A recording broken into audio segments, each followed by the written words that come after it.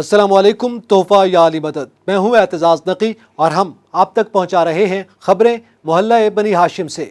سب سے پہلے آج کی ہیڈ لائنز۔ آل محمد واپس مدینہ پہنچ گئے۔ امام حسن ابن علی کو زہر دے کر شہید کر دیا گیا۔ خلافت راشدہ کا خاتمہ ہو گیا۔ مغیرہ بن شبیہ کا استعفیٰ منظور، چال الٹی پڑ گئی مگر چالاکی کام آ گئی۔ اور اب خبروں کی تفصیل۔ آل محمد واپس مدینہ پہنچ گئے۔ صلح کے بعد امام حسن اپنے خاندان کے ہمراہ مدینہ پہنچ گئے۔ یہاں لوگوں نے پھر حاکم شام سے جنگ کا مشورہ دیا۔ مولا حسن نے فرمایا، حاکم شام کی زندگی تک اس صلح پر قائم رہنا ہوگا اور انتظار کرنا ہوگا، جبکہ دوسری طرف حاکم شام یزید کو اپنا ولی عہد بنانے کے منصوبے بنا رہا ہے۔ امام حسن جانتے ہیں ایسی صورت میں صلح کا معاہدہ خود بخود ختم ہو جائے گا، کیونکہ صلح کی ایک شرط یہ بھی تھی کہ حاکم شام اپنا جانشین مقرر نہیں کر سکتا۔ امام حسن ابن علی کو زہر دے کر شہید کر دیا گیا۔ محلہ بنی ہاشم اور مدینہ ایک بار پھر سوگ میں مبتلا ہے۔ امام حسن کو شہید کر دیا گیا ہے۔ تفصیلات کے مطابق امام حسن کی موجودگی میں یزید کو ولی عہد بنانا ممکن نہیں تھا۔ حاکم شام کی تمنا کی راہ میں مولا حسن بہت بڑی رکاوٹ تھے۔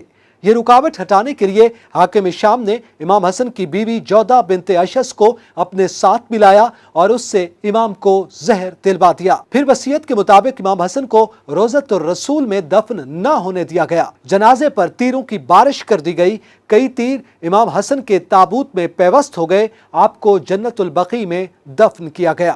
خلافت راشدہ کا خاتمہ ہو گیا۔ حضور پاک 11 ہجری کو واصل حق ہوئے۔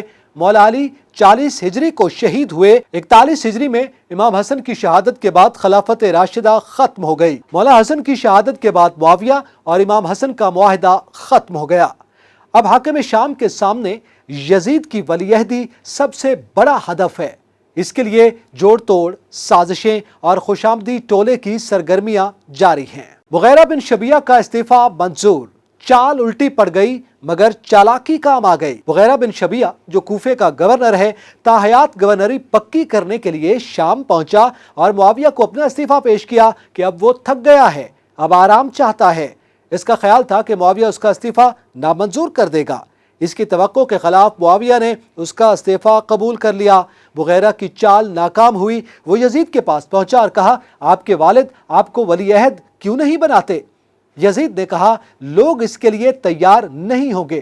مغیرہ نے کہا کہ کوفہ والوں کو تیار کرنا اس کی ذمہ داری ہے۔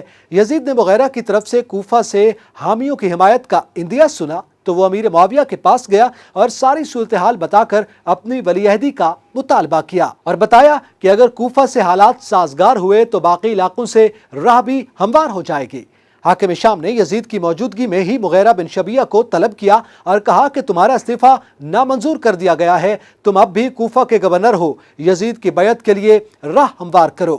مغیرہ بن شبیہ کی مراد بر آئی۔ اس نے واپس آ کر سرداران کوفہ پر مراعات کی بارش کر دی۔ چند روز کے اندر ہی ایک وفد اپنے بیٹے موسیٰ بن مغیرہ کی قیادت میں شام بھیجا، جس نے یزید کی ولی عہدی کی حمایت کر دی۔ ناظرین، اب تک کے لیے اتنا ہی۔ آپ وزٹ کر سکتے ہیں ہماری ویب سائٹ www.tv110.com، فالو کیجئے ہمارا فیس بک پیج اور سبسکرائب کیجئے ہمارا یوٹیوب چینل۔ مزید خبروں کے لیے محلہ بنی ہاشم سے پھر حاضر ہوں گے۔ اللہ حافظ۔